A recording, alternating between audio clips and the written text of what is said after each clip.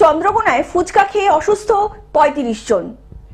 চন্দ্রকোনা ১ নম্বর ব্লকের মাধবপুরে ফুচকা খেয়ে অসুস্থ হয়ে পড়ে প্রায় ৩৫ জন।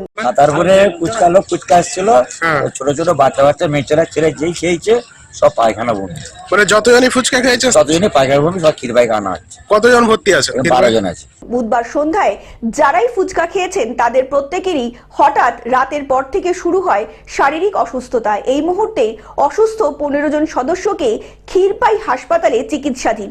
ছেলে বিস্তার ছিল গ্রাম দিয়ে, সন্ধ্যের দিকে খেয়েছিল, খাবার পরে পায়খানা হচ্ছে আর বমিও হচ্ছে। মানে আজ থেকেই শুরু হয়েছে? না, রাত থেকেই আরম্ভ হয়ে গেছে। আচ্ছা আচ্ছা, আপনার কে আছে এখানে? আমার ছেলে আছে, লাদনি আছে। বাকিদের গ্রামীণ চিকিৎসালয়ের আওতায় চিকিৎসা চলছে বলে জানা গিয়েছে। সন্ধ্যাবেলা ফুচকা নিয়ে এসেছিল, সেনাগুলি এখন ফুচকা খায়। ফুচকা খাওয়ার পরই এই ঘটনাটি ঘটে, পায়খানা, বমি, জ্বর। মানে যতজন খেয়েছিল যতজন খেয়েছে ততজনের হয়েছে, ততজনই হাসপাতালে ভর্তি। কতজন আছে এখানে ভর্তি? এখানে ম্যাক্সিমাম 14-15 জন আছে। আপনার কে আছে? আমার ছেলে আছে, আমার দুটো ছেলে আছে। মানে দুজনেই ফুচকা খেয়েছে? দুজনই ফুচকা খেয়েছিল। কোথায় হয়েছে ঘটনাটা? ঘটনাটা আমাদের গ্রামেই হয়েছিল। নাম কি? বেলগেড়ে।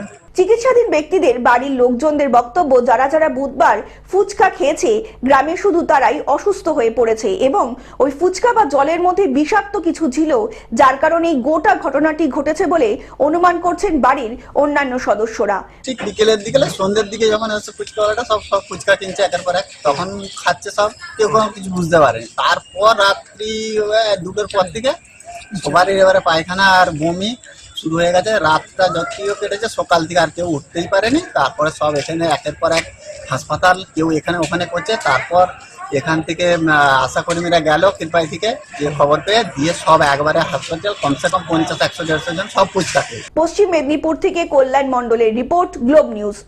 এখন থেকে গ্লোব টিভি দেখুন আপনার স্মার্টফোনেও। গুগল প্লে স্টোর অথবা অ্যাপল স্টোর থেকে ডাউনলোড করুন গ্লোব টিভি লাইভ অ্যাপ। এছাড়া জিও টিভি অ্যাপ থেকে দেখুন গ্লোব টিভি লাইভ।